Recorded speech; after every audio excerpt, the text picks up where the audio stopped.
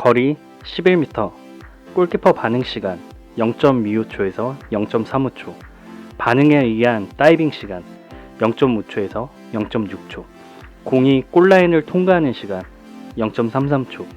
확률적으로 공격수가 유리하지만 러시안 룰렛이라고도 표현할 정도로 공격수의 심리적 압박이 강해 실축도 많이 나오는 페널티킥 규칙에 대해 안내하도록 하겠습니다.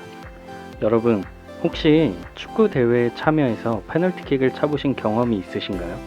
저는 고등학교 선수 시절에 전국대회 결승에 오르기 전까지 16강부터 4강전 모두를 승부차기로 승리해본 경험이 있습니다. 승부차기를 처음 쳤던 16강전에 팀의 마지막 키커 5번째로 나갔던 경험이 있는데요. 그때 상황은 4대4 동점이라 제가 골을 못 넣으면 상대팀이 이길 수 있는 기회를 제공하는 것이어서 몹시 떨렸던 기억이 납니다. 다행히 제가 찬 공이 골키퍼의 손을 맞고 골대로 들어갔고 다음 차례인 상대팀의 키커가 실축을 하면서 저희 팀이 이기게 되었습니다. 여러분들에게 페널티킥을 소개하려고 하다 보니까 옛날 생각이 났는데요. 그렇게 페널티킥을 성공함으로써 8강전, 4강전에도 자신감 있게 페널티킥을 찰 수 있었습니다. 그리고 제 선수 시절 동안 단 한 번도 페널티킥을 실축한 적이 없네요. 100%의 성공률을 자랑하고 있습니다. 물론 페널티킥을 찬 횟수는 매우 적지만요. 어쨌든 그 순간이 굉장히 긴장되고 떨렸지만 막상 골을 성공시켰을 때 그 짜릿함은 말로 표현을 할 수 없습니다. 그때의 성공 경험 때문에 페널티킥 이야기만 나오면 요즘 유행하는 말 있죠. 라떼는 말이야 이러면서 친구들에게 자랑을 할 수 있는 그런 경험이 되었습니다. 우리가 잘 아는 페널티킥이 2019년과 2020년에 개정이 되면서 키커와 골키퍼 간의 1대1 승부를 공정하면서도 흥미진진하게 지켜볼 수 있게 됐습니다. 하지만 이 규칙에도 오류가 있었고 오류로 인해 나타난 문제점을 보완하면서 20년과 21년 규칙을 개정하였는데요. 그 내용을 포함해서 여러분들께 알려드리도록 하겠습니다. 페널티킥이 주어지는 상황에 대해서 여러분들이 너무나도 잘 알고 계시지만 제가 다시 한번 설명을 드리도록 하겠습니다. 페널티킥은 페널티 에어리어 안에서 직접 프리킥에 해당하는 반칙을 공격팀이 당했을 때 주어지게 됩니다.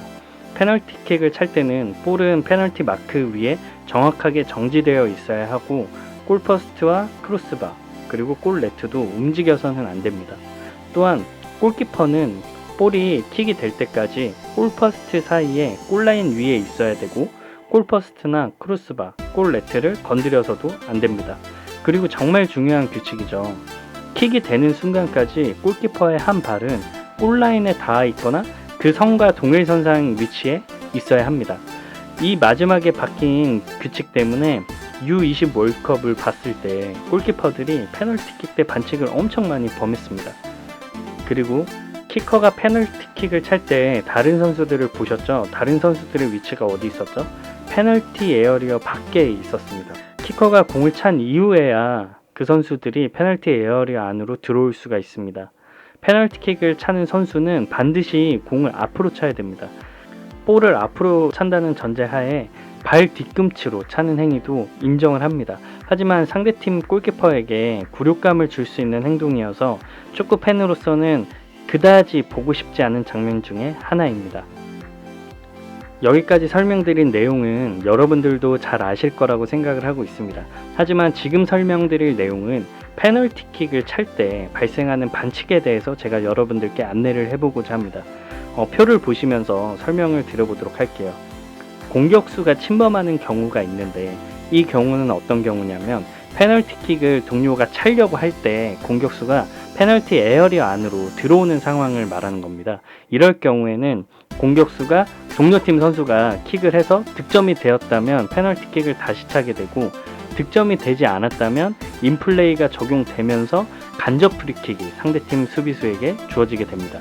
반대로 키커가 차고 있을 때 수비수들이 침범을 했다. 그러면 득점이 되었을 때는 그대로 득점으로 인정이 되고 득점이 되지 않았을 때는 키커는 페널티킥을 다시 찰 수 있습니다. 만약 동시에 침범을 했다. 그러면 페널티킥은 득점을 했건 득점을 하지 않았건 다시 실시하게 됩니다. 그리고 골키퍼가 반칙을 범하는 경우도 있겠죠. 골키퍼가 킥이 되기 전까지는 골키퍼의 한 발은 반드시 골라인 선상에 있어야 합니다. 이를 어길 때 골키퍼가 반칙을 범하게 되는데, 이때 기존에는 어떻게 됐었냐, 경고를 받게 됐어요. 그런데 이게 승부차기까지 이어지면 골키퍼가 실수를 범할 때 바로 퇴장을 당해버리니까 경기의 공정성이 떨어지는 거예요. 그래서 규칙을 개정했습니다. 골키퍼가 반칙을 범했을 때 1차적으로 구두 경고를 주고 2차 때부터 실제 옐로 카드가 나가게 됩니다. 그리고 승부차기로 간다면 경기와 승부차기를 연계하지 않기 때문에 승부차기 때는 경고를 따로 주게 돼요. 그래서 승부차기 때 만약에 반칙을 범했다 그러면 구두 경고를 다시 받게 되고, 또 재차 범한다면 그때 또 옐로 카드를 받게 되죠. 그리고 만약에 승부차기 때 퇴장을 당한다 그러면 승부차기는 경기의 일부로 보지 않기 때문에 승부차기 때 받은 퇴장은 대회 징계에 의해서 처벌을 받지 않습니다. 제가 이 부분은 개정된 축구 규칙 편에서 설명을 했으니까 거기서 여러분들이 다시 살펴볼 수 있을 것 같고, 지금은 간단히 설명만 드리겠습니다. 계속해서 설명을 드리자면, 골키퍼가 반칙을 했어요. 그때 득점이 됐다면 그대로 득점으로 인정이 됩니다. 하지만 득점이 되지 않았다면 이번에는 키커에게 영향을 줬는지 안 줬는지 그 여부에 따라서 판단을 다시 하게 돼요. 키커에게 영향을 주지 않았다 그러면 킥을 다시 실시하지 않습니다. 키커가 킥을 했는데 골대를 맞고 나왔건 아니면 골 라인을 벗어났건 그래도 키커에게 영향을 주지 않았기 때문에 그대로 인플레이가 진행됩니다. 하지만 키커에게 명백하게 영향을 미쳤다 그렇게 심판이 판단할 때는 골키퍼에게 주의를 주고 그 다음에 키커는 다시 킥을 하게 됩니다. 이번에는 키커와 골키퍼가 동시에 반칙을 하는 경우입니다. 뭐 이런 경우가 있을까 여러분들이 생각할 수 있지만, 키커가 속임수 동작으로 반칙을 하고 골키퍼가 그 속임수 동작에 속아서 반칙을 하게 되는 경우라고 생각을 하시면 될 것 같습니다. 이 경우에는 득점이 됐건 득점이 되지 않았건 간에 키커는 경고를 받게 되고 수비팀에게 간접 프리킥을 주어지게 됩니다. 왜냐하면 키커가 한 행동으로 인해서 골키퍼가 반칙을 한 경우이기 때문에 골키퍼가 손해를 본다, 공정하지 않다라고 판단을 해서 이 부분도 작년 규정하고 반대로 이제 개정이 된 경우가 되겠습니다. 자, 다음은 키커가 볼을 뒤쪽으로 찼을 때입니다. 이런 경우는 제가 뭐 축구를 하면서 본 적은 단 한 번도 없는데요. 뭔가 불만이 있으면 볼을 뒤쪽으로 찰 수도 있겠죠. 이 경우에도 득점이 됐건 득점이 되지 않았건, 뭐 득점이 되는 경우는 말이 안 되니까 어쨌든 이 두 부분 모두 수비팀에게 간접 프리킥이 주어지게 됩니다. 그리고 불법 속임행위, 아까 키커가 이제 킥을 찰 때 속임수 동작으로 반칙을 하는 경우라고 말씀을 드렸는데, 여기서 제가 추가적으로 부연 설명을 하자면 키커가 달리는 동작을 하는 동안에는 속임수가 허용이 됩니다. 하지만 달리는 동작을 멈춘 다음에 속임수 동작을 한다면 이때는 반칙이 주어지게 됩니다. 이때도 키커가 반칙을 했을 경우에는 득점이 됐건 득점이 되지 않았건 간에 키커는 경고를 받게 되고 수비팀에게 간접 프리킥을 주어지게 됩니다. 마지막으로 이제 키커의 반칙인데요. 키커가 어떤 식으로 반칙을 하냐면 이렇게 생각하시면 될 것 같아요. 다른 선수에게 패스를 주려고 줬는데 다른 선수가 그 사인을 못 읽은 거죠. 그래서 키커가 당황을 해서 그 공을 재차 건드린 행동을 생각하시면 될 것 같습니다. 이 경우에도 득점이 됐건 득점이 되지 않았건 간에 키커는 경고를 받게 되고 수비팀에게 간접 프리킥이 주어지게 됩니다. 뭐야, 페널티킥 규칙이 왜 이리 복잡해? 라고 생각할 수도 있지만, 이제 여러분들이 이 규칙을 알고 이 규칙을 기억하는 순간 승부차기 경기를 볼 때마다 정말 즐겁게 경기를 즐기실 수 있게 되었을 거예요. 자, 페널티킥 반칙으로 인해서 발생할 수 있는 상황들에 대해서 제가 설명을 드렸고 그 징계에 대해서 안내를 드렸습니다. 페널티킥을 이렇게 마치면 좀 아쉽기 때문에 페널티킥에 대해서 제가 간단히 빠르게 좀 더 설명을 해보도록 하겠습니다. 페널티킥이 어떻게 시작되었냐면 벌써 100년도 훨씬 지난 이야기인데요. 1891년에 잉글랜드에서 있었던 FA컵 8강전 경기에서 페널티킥을 고안하게 되었습니다.